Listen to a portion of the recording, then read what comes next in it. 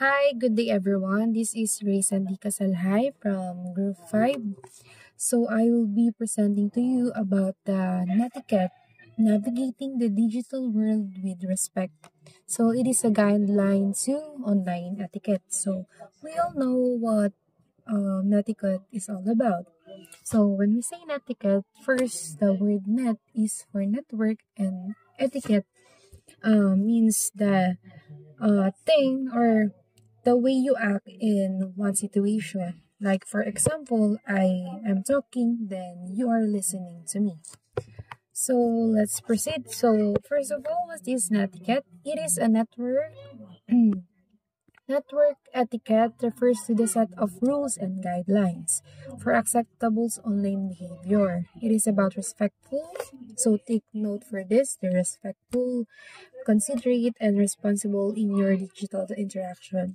So, we all know, I know na some of you is already know what is the meaning of netiquette, but the reason why we will be discussing it for today para mas maging deep yung knowledge natin about kung ano nga ba ang meron sa netiquette. So, ang sabi dito, it is the rules and the guidelines daw, no? So, kung paano tayo magbe-behave sa network, sa loob ng network, no? Online. So, it says respectful, number one, respectful, considerate, and responsible. Take note of that. So, sabi dito, it is essential for creating positive and productive online environment. Yun naman talaga ang pinaka number one goal ni netiquette. That's why nagkaroon ng set of rules na kailangan sundin para mas mapanatili yung productivity and positivity sa loob ng online. So, it says also that it applies in all form of online communication, email, social media, chat rooms, and so on and so forth, etc. No? So, ibig sabihin, ang netiquette is hindi lang siya tumatakbo sa mga social media. So, netiquette also means that kasama din dito is how we behave or how we do the proper thing in making an email and chat rooms, no, and so on and so forth. Basta it's all about online communicating or within that network. Then why is netiquette important? So bakit nga siya importante? So number one, it promotes clear and effective communication. So we all know na kapag ang dalawang tao ay nag-usap ng may positive thinking at okay yung thinking nila is magiging maganda yung flow ng communication nila. So, it prevents also misunderstanding and conflict. So, ma-prevent natin yung mga misunderstanding natin and misinterpretation kapag sinunod natin yung mga guidelines ni netiquette. So, it says also here that it protects online reputation and privacy.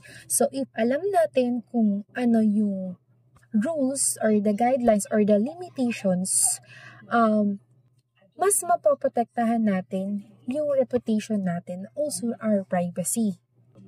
Kasi sa panahon ngayon, especially in online, no, mas madaling mag-spread. It is very easy to spread lahat ng mga fake news na lalo na yung mga tao ngayon is lack of knowledge sa pagpa-fact check. Basta may mai-post lang, may makita lang silang mga post na about sa ganito ganyan. Madali na yung ibang maniwala sa mga ganung bagay.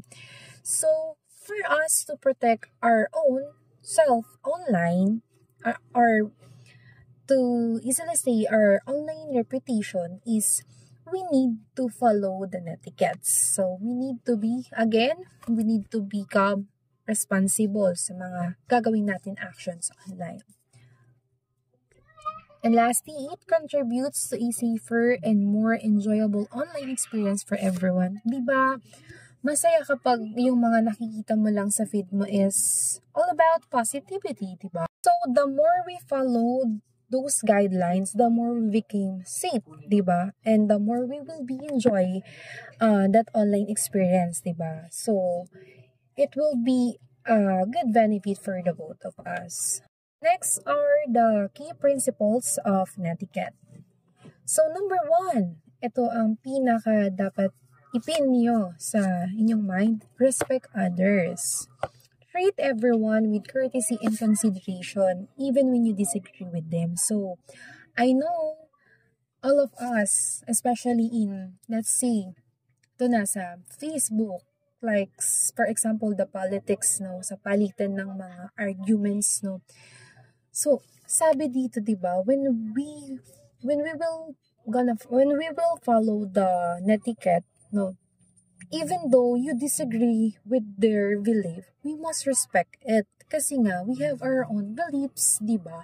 And we have our own sources, di ba? So, we didn't know kung reliable man talaga yung mga pinagsasabi nila, ganito. So, it's just a waste of time kung makikipagtalo pa tayo sa ibang mga tao. Although, syempre minsan, ayun yung mga pet peeve natin, nakikita natin, na-trigger tayo sa mga taong ganito, ba't ganyan yung mga mindset nila, mga kulang sa ano, ganito, ganyan.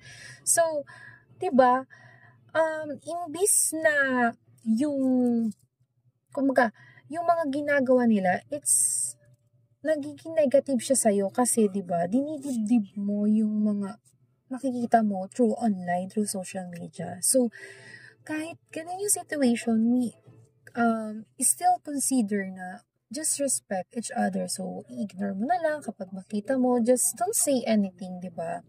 Di ba, we have a rule that you think before you click, di ba? We think before we click, di ba? Next one is be mindful of language. Avoid using offensive, discriminatory, or inflammatory language. So, we all know that speaking, di ba, is very powerful. Di ba? It's either ma-raise up ka niya, ma-motivate ka sa sinasabi ng tao, or madadown ka. Di ba, kahit gaan, di ba, kagaya nga ng sinabi ko, we all have different beliefs. So, even though na talagang disagree ka dun sa belief niya, no, you should be mindful of what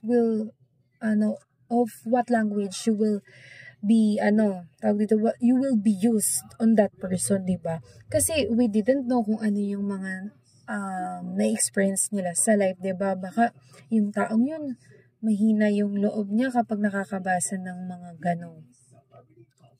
ganong words or ganong, diba, statement. So, just be mindful on our words na lang, ano? So, let's say, for example, sa messenger, no, kapag minsan, diba, sa atin, hindi naman talaga tayo galit. Hindi talaga yun yung pinopoint natin. Pero pag yung nakabasa is, iba yung dating ng pagkakabasa niya, parang nagiging masama ka, diba, nami-misinterpret kasi nga, mali yung language or yung mga wordings na nasabi mo. So, nagkakaroon kayo ng conflicts to, diba? So, we should be responsible for that thing.